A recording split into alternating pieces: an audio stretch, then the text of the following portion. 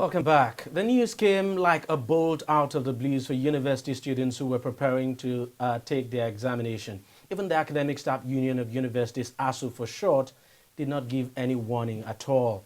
Not minding the fact that polytechnics across the country are shut down because of another strike action by staff of polytechnics, ASUU called its members out on yet another strike action. Yes, yet another strike action, because it is arguably the union that has gone on strike the most in Nigeria. Hardly has the union not called a strike action under past regimes in this country.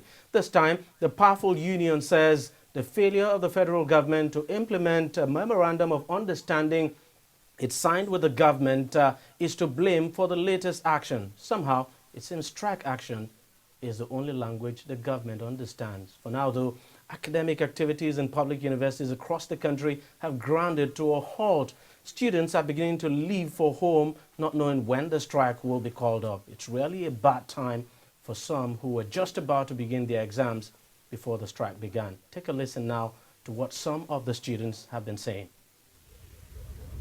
Well, to be sincere, looking at it from the objective perspective, if I'm to say that the effects of ASUU strike on students especially, you agree with me, it's something that is devastating. But the fact that students' lectures are being disrupted and the likes, and our academic calendar will definitely be disrupted. So on that aspect, I think it's affecting us negatively. But looking at it from the perspective of a concerned Nigeria, I would take the moves by the lecturers, so to say, as something to demand. I would pitch my tent with them in that they are demanding for their rights. So you think this is a right approach?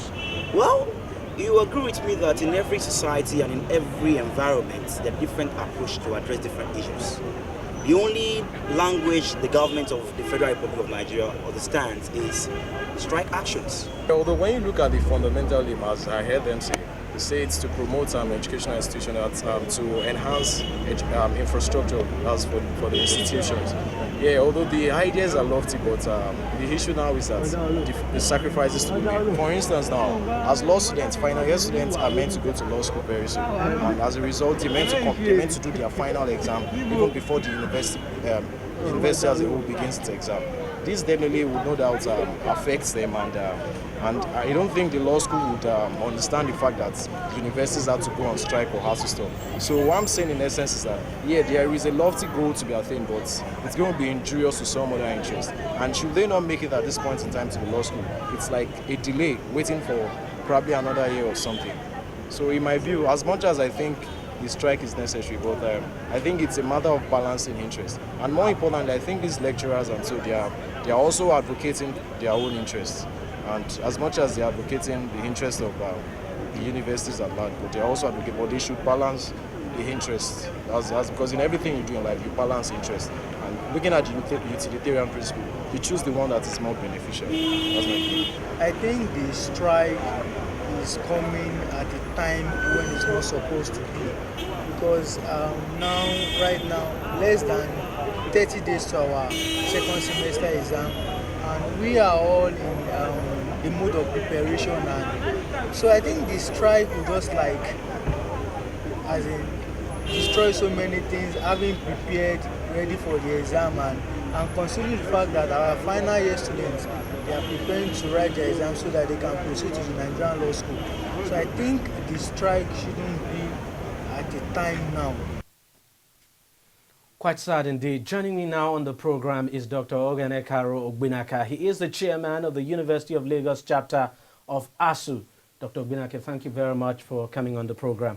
You heard some of your students there. What would be your reaction to that student, for instance, who said there should be some kind of balancing act by ASUU and that you didn't do it? And I will want to commend the students. At least they show some form of understanding. Balancing act.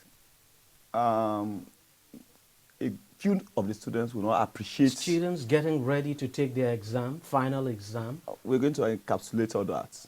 We are coming from a background that the students today may not appreciate, because this is something that started since 2000, thereabout.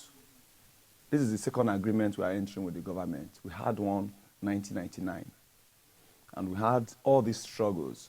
you can see the quality of students we have today. It's a product of the university system. It was worse before, where students were learning under trees. They were learning from the windows. All that are gone. It's all due to ASUU struggle. We are moving to the hostels. You go to some of our hostels, they are in a better place now. It was all due to ASUU struggle. And you talk about final year students preparing for exam. The academic system is a circle. If you are a year one student in law and there's a protracted strike, it's going to affect you. Because he just said law school doesn't understand that. So there is no way, Private but universities law are school not is on strike. fed from public schools. And By now the private schools, yeah, private schools, universities. good. But the standard is public schools. If you look at intake from JAMB, you will discover that the high-scoring candidates, they go to public schools. So when you look at the JAMB choice of JAMB, we still have the best in public schools. But why, and so, couldn't and so ASUU have waited now, for all of this? Now the for the exams benchmark to have gone. you see, it's a circle. Let me put it this way. University of Lagos, we have fairly regular calendar. You see, so you can see where they are speaking from. There are some universities that are in mid-semester. Some are already doing exams. So the calendar is not the same. But when ASUU is taking a decision of about 53 universities, we want to take it globally. So you cut in between. Some universities are on vacation. We won't say that, look, let us wait for them to come from vacation before we embark on a strike. We have been having regular meetings with government. Regular meetings. NUC is represented, the minister is represented, the secretary to the federal government is represented. And the thinking is that, look, if we've been having these meetings and there is need for us to take a decision, we have to take the decision. But people sometimes don't know that even government itself have not faltered Let the me ask you, 2001 why exactly are you on agreement. strike now, for instance? Now, we are on strike for just one reason. Just one reason. Implementation of a document.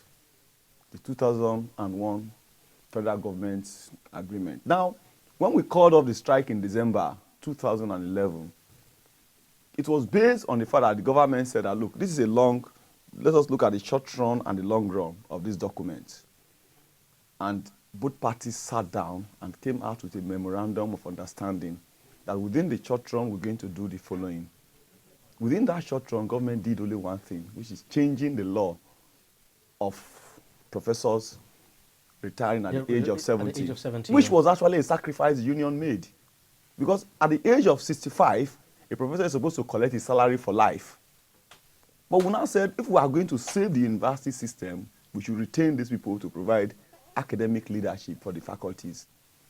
And government just changed that law. But you see, but I want to put it this way. You have a patient that is sick. You say, go for diagnosis, go for tests, you go for treatment. After treatment, you go for physiotherapy. You all agree that it's okay. Now, you have to fight for the diagnosis to be carried out. When it's carried out, you have to fight for his report to be implemented. You have to fight for the drug session. You have to fight for... So you begin to wonder that, look... Another thing I want to ask you is, couldn't you have given some kind of notice before embarking on this strike? Say, some people give notice, that if you had given some kind of notice, say a week or two notice, so that those who were writing their exams would probably hasten up to conclude. And notice. We have a minister. This came out of the blues. We have a minister of labor and productivity. When we called off the strike in 2011, we used the word suspended. That strike was suspended. And in spite of that, we had a warning strike. We went for a referendum. And so, you see, strike is not the type of thing union leadership or union themselves want to embark on. You don't like it. Yeah, you don't like it, but it's like war. It's on record. You've gone on strike for... It's like war. And you see, it's two things. Sometimes you want to say that as to what you are fighting for is what every Nigerian should fight for.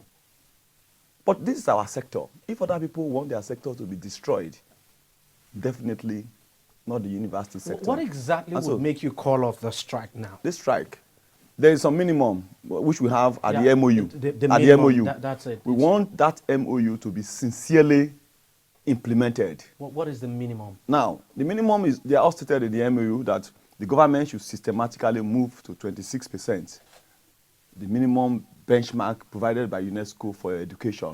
Right now, we are talking about something that is less than 5%. Ghana is moving towards 40%. They should go to look at other developed countries. Okay, move to 26%. Now, there is the issue of earned allowances. That's the 12,500. No, naira. the earned allowance is not just that. It's about that we're talking about just monthly something for what we call responsibility allowance. There's PG supervision allowance. There is field trip allowances. There is clinical duty allowances. All these ones, government have not paid any of them. There is examination officers allowances, course advisor allowances. Well, no, I mean, you can't go to any university, you will not see people having course advisor. Then there is excess workload allowance, because we're not supposed to, like in Faculty of Arts, you're not supposed to interact with, I think, about 50 students. But sometimes our classes are as large as 150. That's quite true. So government, either you employ more hands, or you just admit only 50. But do now, you concede that all of the strikes... These allowances were there before even the agreement. What was done was just to increase it in the light of the economy. And we just felt that it was not proper. But do you concede that all of the strikes, you're on strike, I mean, ASUU is on strike, the polytechnic lecturers are on strike, that all of these strikes is doing too much damage to the education It system? indicates one thing. We have crisis in the system, and it should be addressed. In 1960, as far back as that time, all over declared state of emergency in the education sector. And you can see where the West is today. 3 things are key to every family in Nigeria. Is my family well fed? Is anybody sick at home? What of the children's education? Is it proper? And these 3 things amount to agric, health, and education. No nation makes an inch towards developing without taking care of these 3 things. And we will have thought that these things will have been a priori to the government in terms of priority. What is so shocking, it's like children telling their parents, send me to school, send me to good school, feed us. It's so shocking. So that is Nigeria for you. And we want to make sure that it's a continuous struggle. Have you commenced talks with the federal government? I wouldn't know. At the national level, they will have a team that is doing that. And ASUU is highly democratic. Once talks have commenced, they will give us feedback. So we get, but for now, we've not gotten any feedback. Now, you know, the strike is just less than a week. Less than a week, and let's just hope it doesn't drag on for another 1 month. Well, it's an indefinite strike action, so we just kept our minds open. At least feel for your students. We are working for the students. Well, feel for your students anyway. That is because we are working for the students. Right. Thank you very much, Dr. Ogbinaka, for talking to us on the program. Thank you very much for your time. You're welcome. And let's just hope, you know, the federal government meets, as you said, the minimum of your demands so that you can just call off the strike and the students can come back, write their exam, and then... It's a continuous struggle. I think, I'm not sure anybody, none of the parties are really comfortable with what is